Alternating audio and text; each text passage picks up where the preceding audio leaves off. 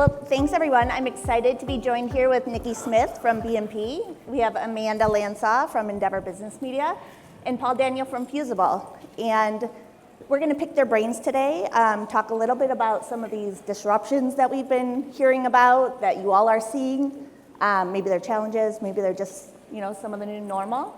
But we're going to dive into some questions. So we'll start with the search traffic decline, zero-click marketing. That's becoming a big thing for all publishers. I think yesterday I heard anywhere from 15 to 70% decline, depending. So you guys, I'd like to hear a little bit like what you're seeing, how you guys are maybe adapting content strategies to maintain your growth or keep your users engaged. Can you start? Yeah, Nikki. Okay, great. Well, we're seeing somewhere between like a 30 and 40% drop in terms of our search traffic. Honestly, we really have changed our tactics, and we had been for a while, to focus on the known audience. So we all recognize that no matter what is happening, a lot of the search traffic that we've been getting really isn't the audience that we want. We have a lot of food brands with really fun foods and drinks, and we know we get a lot of consumer traffic. So focusing on our known audience and what they are engaging with and developing the content around that has really been our core, not so much combating search engine traffic, but refocusing on the core audience and what we really should be authoritative about in our content. I would agree with that. At Endeavor, you can't really combat it, right? It's a matter of how are you adapting and making the necessary changes. So education is a big part of that internally. So ensuring that our editorial teams, our sales teams, our audience teams are aware of what is happening and how that is, driving our changes and our strategies as we go forward. On the audience side, it really comes back down to just ensuring that we're looking at the data so that we're getting the right content in front of the right people. And to Nikki's point, a lot of the time that traffic, that unknown traffic that you're getting in, isn't really who you're wanting there and actually engaging with the content. And so really taking a step deeper and looking at the engagement behaviors behind it, and just having that constant collaboration between audience and editorial is just becoming even more and more important as we just adapt the strategies that are needed to make sure we're producing the right content. Right. Paul, same thing? Yeah, I think we've seen anywhere from 25 to 30% reduction, and I think we're very much focused on our known audience as well, and in terms of really trying to identify the engagement behaviors. We do have a strong partnership with our editorial team. The one thing that I would say, I think, relative to search traffic and AI is that we've spent a lot of time and have some wonderful SEO analysts on my team who've built up a lot of equity with our editorial team in terms of the things that you want to do to try, to perform as well in search as you can. And I think that one of the questions that we saw last year was, are all the things that we've talked about, are those irrelevant now? And I don't think that they are. I think they're still relevant, but there's now some additional onus on really thinking about the way that you are presenting your content. And I think if I was to try to take what seems like a detriment and turn it into an opportunity, I would say that I think a lot of the generative search is actually forcing you to think about the utility of your content and the pain points and the outcomes that someone is looking for behind their inquiry. And so in that sense, I think it actually gives your editorial team an opportunity to develop stronger content that doesn't just have to be presented in search, but actually benefits all the channels you're promoting in.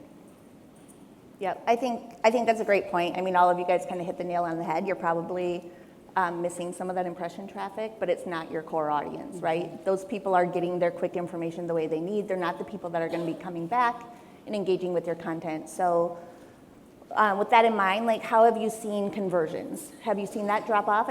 Sure, there's probably a little, but I would think that some of that known audience, if they're coming for the content and wanting to come back for the content, are you keeping some of your conversions the same? I would say yes on our side. That I would say the conversions are about the same. We're not really seeing a dramatic decline or anything like that, even with the decline of search, because it's the right people that are coming in, and we're able to utilize smart audience tactics to make sure we're getting that content in front of the person based off of that actual, whether that's a title or an interest. So we haven't really seen much of a drop off from that perspective. The other piece to that which we might dive into later, is just engaging those people, right? So now how are we utilizing the platforms that we have in place to keep those people engaged and have them returning back so that we're not having to sit there and rely on search entirely to really help build out the audience and keep those audiences engaged. Yep. And I think that's a great point, because what we've done is we've created these content strategy goals that we've pushed out throughout the organization that our editors can focus on in terms of growth. And we've brought it all back again to that known audience. So what is our known audience doing, and how do we continue to grow that? So our conversions on the website are holding about the same. We'd love growth, right? We all want growth. But right now we're kind of in retain and grow what we already have in the database, those people that are known. And our known audiences on our websites have grown up to 60%. So that's been a great focus for us, is really diving into that known and what do they want to hear from us? What's really, you mentioned it, right? What's really the information that's driving them forward? What is it that they want to know that we're going to help drive their businesses forward? And that is working. I think we've pretty much stayed quite similar. I would say maybe the composition of how we're getting those conversions is changing. I think we've looked beyond just sort of traditional subscription mechanisms and things like that. But I think we're holding pretty steady there. And, I agree. I think it's really just about then taking those conversions and trying to deliver the kind of engagement insights that you can off of that. I would also add to this, one thing that I think is also really important is you can't be chasing what's always changing, and we have no control over the search algorithms. We have no control over what Google's going to do, whether they're going to, are we going to have third-party cookies, are we not? How is it going to impact, how the AI algorithm's going to impact it? And so I think that's really why it's important to ensure that editorial and audience have such a strong collaboration, and that everybody's aware of what those content strategies and audience strategies are. And yes, those strategies are going to change and adapt, but you do have to have an agile strategy around both of those things, but you can't just constantly be changing it based off of what's going on, because it literally changes day to day. Control what you can control. Right. Yeah. Right. Do we care that Google, if they do anything with third-party cookies at this point anymore? We've been talking about it so long, focusing on your first-party audience. So is there anything you're doing once they're there, like creative things you've been doing on site to keep them there, keep them coming back, quizzes, maybe micro events, surveys or polls, anything you're sort of changing up, gating your content differently? We've done a lot with, certainly with CredSpark. I think that 2024 especially and into 25 was a year in which we really invested heavily in that. I think that one of the things that was said earlier today, I think from the folks at Morning Brew, is not everybody wants a newsletter. So our initial entree into working with them was to sort of say, what are the ways that we can engage our audience, learn about them, hopefully deliver them a fun experience in a way that's different from just saying, hey, do you want to sign up for a daily newsletter? So that's definitely become one of the leading drivers of conversions for us. But it does still complement the more traditional means that you would normally see on a publisher's site. Anyone else? I mean, I would agree with that. CredSpark, I think you're going to owe everybody in this room a drink after today, because Lev, how many times you've heard CredSpark so far. But, that's such an engaging tool for our audience teams to be able to utilize. We're seeing great adoption from our editorial teams.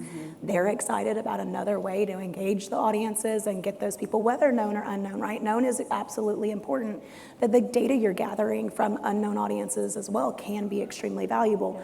And so definitely utilizing those platforms and just trying to find all the different ways that you can just have various touch points too is so important along the way, because it does help keep people on the site a little bit longer. It helps you gather that additional data, and I think the inbox is getting harder and harder, which we all know, right? And so how can you keep that engagement coming, whether that's on the website, offsite, inbox, however that may be? You have to look at the holistic audience journey and not just one point of contact with them. Yeah, the holistic audience journey is really important. We started a couple of years really breaking down those silos.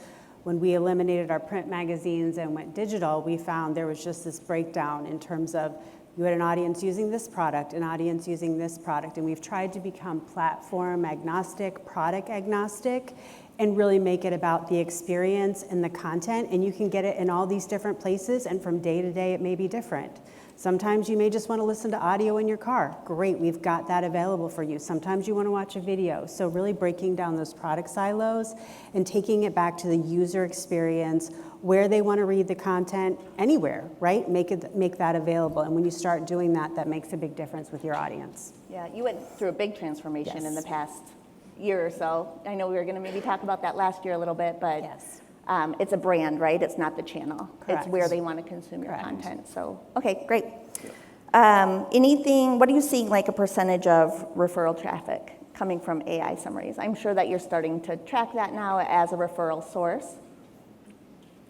5%. Okay. It's definitely not making up for search, but it's something. Yeah. Yeah, 5-6%.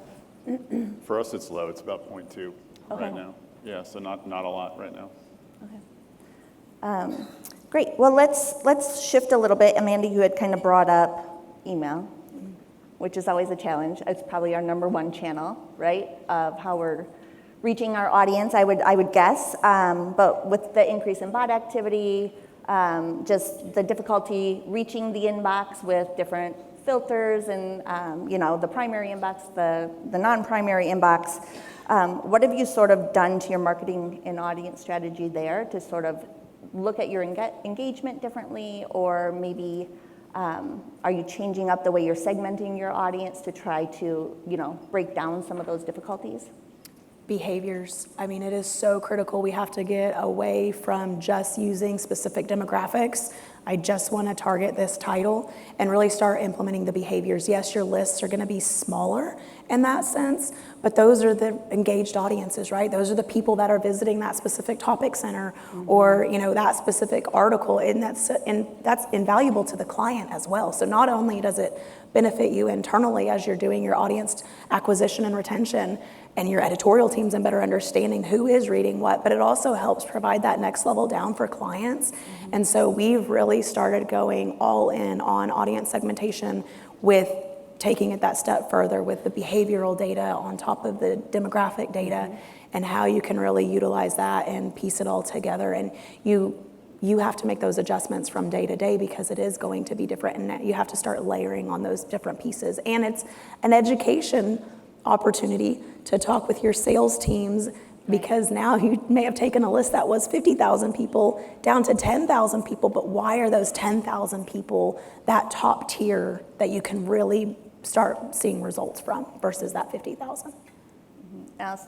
Just a second, because do you want to define behaviors a little bit? I'm assuming it's website, but you're Yeah. probably looking at more. You definitely have to look at more. So it's in it.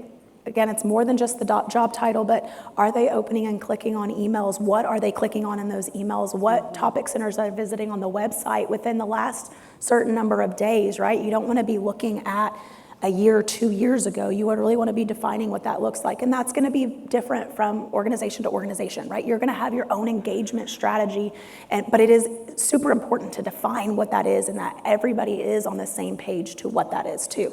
So that all comes back down to the audience strategy and what that really is, and ensuring that every individual in the organization understands what it is and everybody's speaking the same language so that there's no confusion around it. When sales is going to market, they're able to talk about what, the competitive advantage around the audience engagement. And we're looking at the engagement of this defined filter. And so we look at it very much holistically. It's more than just a magazine name. It's more than just a newsletter name. We are looking at those website behaviors across various sites, the event attendance, all of that, along with those other key historical metrics that we've been looking at. But it's going to be different from organization to organization based off of what works best for you. I think one of the things that you've hit on, and this would be a totally separate panel, so I'll try to make this point really quickly, but I think you've been stressing the strong relationship between audience and editorial, and I firmly agree. I think it's paramount. But I think someone earlier said you need to be the connective tissue, and I think that it's really that behavioral and that engagement information which puts a real onus on on audience professionals to not only have a strong partnership with editorial, but to take that further across the spectrum to digital and to sales, to arm them with what they're seeing, with what you have, what's valuable, also the changes that are going on in the market, how to start talking differently. You have to arm everyone to be successful. You can't just sit there and sort of say, well, everything is declining, and that's just the way that it is. You have to give them something else to work with. So I think you make a really good point about that with sales for certain. In our own emails, I think we've also leaned in heavily on the segmentation. Most of what we send on an audience single send basis now is primarily tailored around specific job functions or very high performing content. But we have done a pretty hard look at our Odysseys for our Welcome and our Re-Engage series to really segment those out by job function, and we completely overhauled them to some results that we're really proud of because it takes more work, but it ultimately delivers more reward. And you're not fatiguing the audience as much either. Right. Yeah, we went through, as odd as it sounds, because you would think we would have this already and it would be like spot on, but we went through a whole brand positioning statement redo last year, started working on that last year with our editors primarily. A lot of times our publishers have been informing who is our audience, but not just, well, they are food scientists. Okay, great. What does that mean? What does their day-to-day life work like? How do they like to be spoken to? Are they technical? Are they more conversational? Are they on the road all the time? So you got to be quick. You got to be short. And that's really been informing how we're communicating in our emails, is to make them really speak to our audience in the way they want to be spoken to. It is absolutely the behavior data, topical newsletters where we've been honing in on what are the popular topics of content that they're reading. We use all kinds of new metrics to not just be like, well, they read this article, but were they really interested in that article? And that's led to a lot of great things in terms of what we're doing with email. I want to add on to that. So, Paul, you're talking about, how we've been talking about that strong connection between audience and editorial. Anybody in this room who has talked to me knows that, I'm very passionate about audience, and I believe that they, audience, and James mentioned it earlier, but I believe that audience should have a seat at the table. Our VP of content, he and I have always collaborated very well, even, in my new role, we still collaborate very well. He collaborates very well with the audience team. He attended an industry event last year that was really around audience, and he got a quick little look into Omeda. And he came back to me and he goes, I am so sorry for all the stuff that audience has to deal with from the editorial teams. I didn't realize your guys' job was so hard. And so it's really important to make sure that those conversations are happening because, and it goes to sales too, right? Yep. Because audience is equipped with so much data outside of just email, but it impacts so many different parts of the business. Yeah. And so that's, as we encounter challenges with email, it is important for every, especially editorial and sales, to have a very clear understanding of what steps are being taken and what data are we looking at day in and day out so that we can give them the informed decisions, right? It's not us just pulling it out of a hat. We're all data people. We're giving them data-driven decisions and seeing it day in and day out with the various challenges that come up.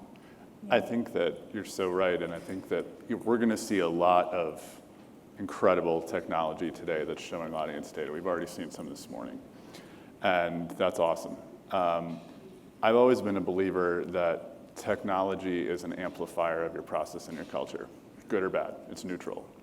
So I think that it's great to have that data, but the bedrock of that is the relationships and the conversations that you're having across editorial, sales, digital, others that build the trust and the reciprocity that you can then take that data to. Yeah. I could probably pick your brains for another half hour, but I'm getting nudges from backstage over there.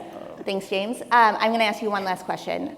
What's your, just quick sentence, one word, whatever, what's your number one metric you're tracking for your audience this year? Paul? Known audience growth.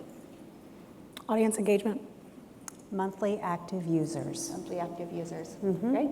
All right. Well, find them at break, next break this evening. Ask them a little bit more about those goals. But thank you all for joining me up here today and sharing your insights. Thank you. Thank you.